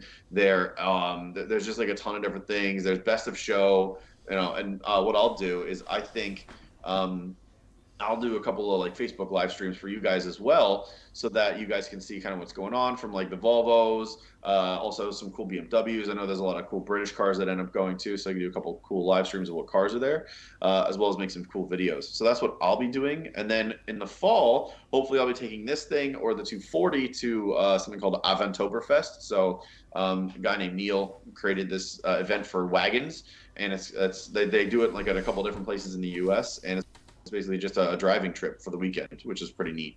So it'd be cool to like make some videos there and do that some of that kind of stuff. But yeah, apart from press stuff, that's what I might be doing this year. So basically, my travels will consist of racetracks, and by racetracks I mean Island Dragway, which is the closest racetrack to me. A and hopefully maybe something a little special this winter, but that's still kind of in the works. This kind of I'll guess I'll answer Antoine's question about where he asked Chad, Greg, why don't you guys ever go on these trips with Hanson? The short answer is we used to go to a lot of these events, but because of how well Hanson handles the OEM side of things, the reviews and things of that nature, when we restructured a bit ago, we kind of made that, and this was at we didn't just throw it on Hanson. Let's say like, hey, you're doing all the OEM stuff. We're gonna go play with the cool projects and stuff. We all just kind of came to an agreement that Hanson excels here, so he should do that sort of stuff, and that affords like Hanson's way better at significantly it so. Just to be 100% honest, Hanson's really good at it. Like Chad and I are good at it, but he's really good at it. So yeah, just so let him do so it. there's that. But like Greg and I do other. Yes, we do. Doo-doo. Everybody poops. I am Yeah. 6. At any rate, Greg and I go on other trips and things of that nature. So most recently, we went on the C30's Conquer the Dragon, which is their trip to Tail of the Dragon down on the Tennessee-North Carolina border. That was awesome. That was a ton of fun because the cops have a rule there. Drive as fast as you want within reason. Definitely over the speed limit, it's okay. But the second you cross that double yellow, you're gonna get a big ass ticket. But they let you have some fun, but they don't let you be reckless, which is really really really cool. And like I said, I will be spending a pretty decent chunk of time at the track this year. I hope, trying to in the short term, trying to get mastery of the launch for the Mustang in its current state of tune, meaning the roughly or the 445 horsepower to the rear wheels. And while I'm doing that, probably going to be smashing some Volvo station wagons in the process. So bonus. But yeah, that's kind of, those are going to be my press trips. About the 15 minutes it takes me to get to the track. So, but like I said, that's all by choice. Like, we all have kind of our areas of interest and areas where we excel, and we want to make sure we're utilizing Hanson's talent as best as possible. And that's why he does all the cool OEM stuff, and Greg and I do a lot of the, like Carlisle, like the track, like the Dragon, all that other sort of stuff. Yeah. If we had more free time on, to be honest with you, like if this was our day job, we would probably all be doing OEM stuff too, because that way we have, more reviews on the main channel, which would be really cool. And if we have time to do that in the future, like we will, because we all the way we started is as a website back in the day to do car reviews and just have fun with cars, and then we made a YouTube channel and then got press cars that way, and like that's still a fun thing to do. Like, even if it's just getting a I don't know, getting a Chevy Spark, which doesn't exist anymore, but like that level of car for a week, it's like a free car for a week. It's pretty cool. Like it's a neat thing. So like if we have that opportunity to do more reviews and do more stuff of that in the future, we're definitely going to. Right now, we just thought it would be cool to have like an OEM channel and like a personal car / streaming channel, because everything's just kind of like trying to be its own like platform now. So why not try to be on each platform and engage you guys and build a real community around shifting lanes? That's like our whole goal here. So I think we're doing a pretty good job at it so far, and we're getting a bunch of you guys engaged and talking and watching. So I hope you guys stick around and keep doing it. I think it's going to be really fun to kind of do this for a couple of years and see where it goes. And really that strategic decision, to kind of like split off the channels a little bit is really, so that we can we don't confuse the viewers. So it's like you guys who like the project car stuff can still get served the project car stuff. People that like the review stuff can be served that stuff. And so we're not like so basically the audience doesn't get confused. So really we're doing it so that our audiences will get what they want. So. Exactly. So, yeah. Good stuff, boys. Oh my God, we've been streaming for almost 2 hours already. You put a wheel on your car. And only time flies when you're doing a single wheel on your car. Again, I gave up long ago. It's fine. You're like, this is a bad decision. We should not multitask. Well, as soon as we stop streaming, I'm going to go throw the other chat, three on. what we're going to do is we're probably, unless you guys had anything else you wanted to add or talk about or mention or any of that sort of fun stuff, we're probably going to end it here. Thank you to everyone who watched and everything. But good news, I will leave the stream up so you can watch Greg finish doing the tires on his car. Please just do that, because I feel like people are going to be I will be suffering. Prime viewing right there. People just tuning in is just YouTube watching me via the stream. Oh. Like, what did I just stumble onto? It's gonna take so long that he's gonna take that one summer tire off and put the winters back on, because it will be winter time. No, I need the summer. I'm so done with it being cold. Please, no. Look here, Christian, you shut up. So anyway, guys, before we go, I just wanted to let you know we are launching a new facet of the business. It's really exciting. Definitely going to want to write this down. If you have way too much time on your hands and need someone to change the wheels out on your car, call Greg.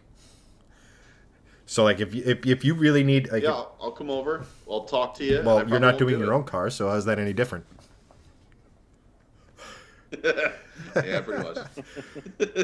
Yeah, Mark, we go for 2 hours, man. You just happen to usually catch us on the late side of things. Yeah. Yeah. Oh, and Mark, you can probably see that I've only got one wheel on. As you joined when I was struggling. I think to it's. take the I think the off, two. I 'cause think the gave two are up and I'm like, connected. "Ah, it's Greg like is two only wheels, working change as long wheels." as Mark is watching. Oh yeah, shit! I gotta go. Go. All right, guys. Thank you. Thank you again. We'll see you next week, same time, same place.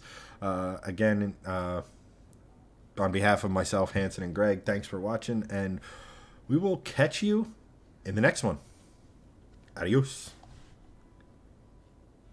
Later, guys. See you guys.